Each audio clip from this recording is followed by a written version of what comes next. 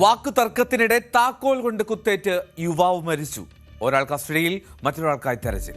കൊലപാതകത്തിൽ കലാശിച്ചത് ബൈക്ക് വിറ്റതിലെ സാമ്പത്തിക ഇടപാടിനെ ചൊല്ലിയുള്ള തർക്കം.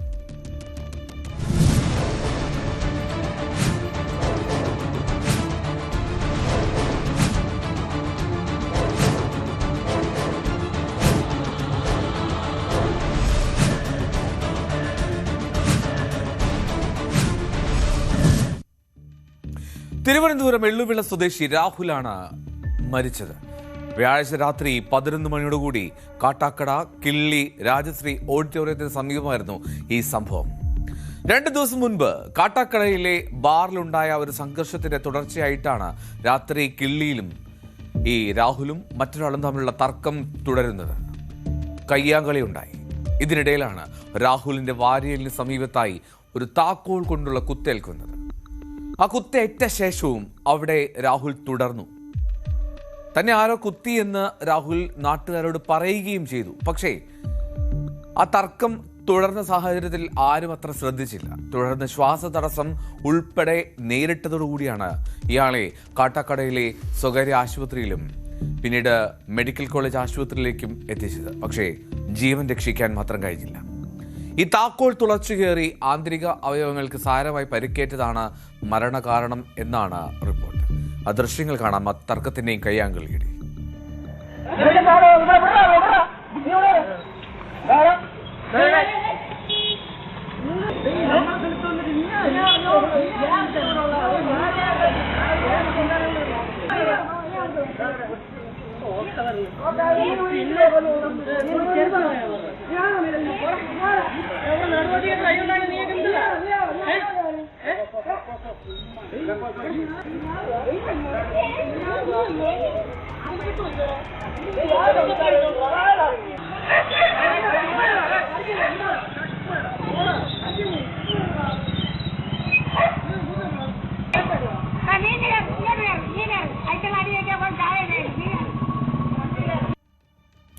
ഈ ആക്രമണം നടത്തിയ സംഘത്തിലുണ്ടായിരുന്ന പനയങ്കോട് സ്വദേശിയായിട്ടുള്ള യുവാവിനെ കാട്ടാക്കട പോലീസ് കസ്റ്റഡിയിലെടുത്തു.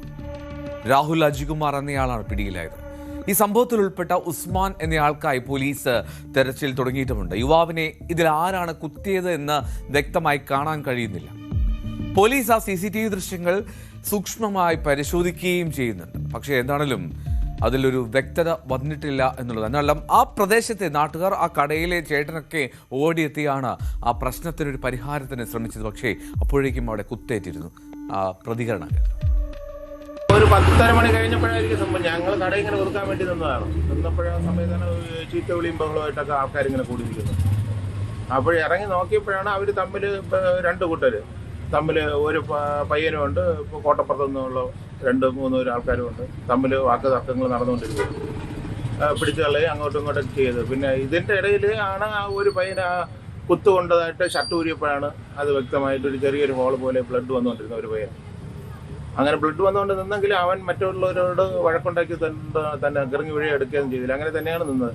കുറേ നിന്നപ്പോഴാണ് അവന് ബുദ്ധിമുട്ട് തോന്നിയ ഒരു കൂട്ടുകാരൻ്റെ ബൈക്കിൽ കയറി പോകുന്നത്. പക്ഷെ കുത്ത് എവിടെ വെച്ചാണ് സംഭവിച്ചതെന്ന് വ്യക്തമായി നമ്മളൊന്നും കണ്ടില്ല. ഞാനും വൈഫും ഉണ്ടായിരുന്നു. നമ്മൾ ഇറങ്ങി പിടിച്ചു മാറ്റാനൊക്കെ ശ്രമിച്ചു, നടന്നില്ല. ആ എന്താണ് പ്രശ്നമെന്ന് പോലും നമുക്ക് അറിഞ്ഞുകൂടായിരുന്നു. പിന്നീടാണ് ഈ പെണ്ണ് കേസാണ് അങ്ങനെ ഇങ്ങനെയൊക്കെ ഓരോരുത്തർ പറയുന്നത്. അവർ അറിയാവുന്ന ആൾക്കാരെയാണ് കംപ്ലൈന്റ് ഇവിടെ ഉണ്ടായിരുന്നത്. അല്ല കുത്തിയായിരുന്നു വ്യക്തമല്ല. ഈ ശ്രീകുട്ടൻ എന്ന ആൾക്ക് രാഹുൽ അവന്റെ ബൈക്ക് വിറ്റിരുന്നു. 10,000 രൂപയ്ക്കാണ് ആ വിൽപ്പന ഉറപ്പിച്ചത്. ഇതിൽ 6,000 രൂപ മാത്രമാണ് കിട്ടിയത്. ബാക്കിയുള്ള 4,000 രൂപ ലഭിക്കാനായി ശ്രീകുട്ടനെ ഫോണിൽ വിളിച്ചു. ശ്രീകുട്ടന്റെ സഹോദരിയാണ് ഫോൺ എടുത്തത്. ഈ സഹോദരിയോട് രാഹുൽ അജികുമാർ മോശമായി സംസാരിച്ചു.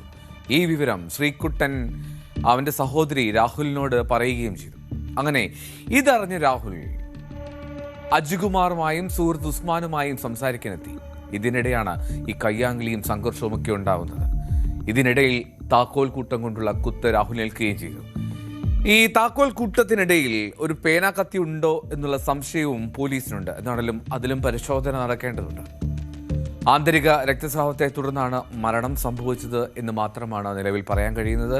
ഏറ്റവും ദാരുണമായിട്ടുള്ള സംഭവം ആ യുവാവിന് വളരെ പെട്ടെന്നുള്ള ഒരു പ്രകോപനത്തിലുണ്ടായ തർക്കം, അതിനിടയിൽ ഒരു കുത്തേൽക്കുന്നു, താക്കോൽ കൊണ്ട് ജീവനഷ്ടമാകുന്ന സാഹചര്യമാണ്. നേരത്തെ ആശുപത്രിയിൽ എത്തിച്ചിരുന്നുവെങ്കിൽ ഒരു പക്ഷേ അവൻ ഇന്ന് ജീവനോടുണ്ടാകുമായിരുന്നു.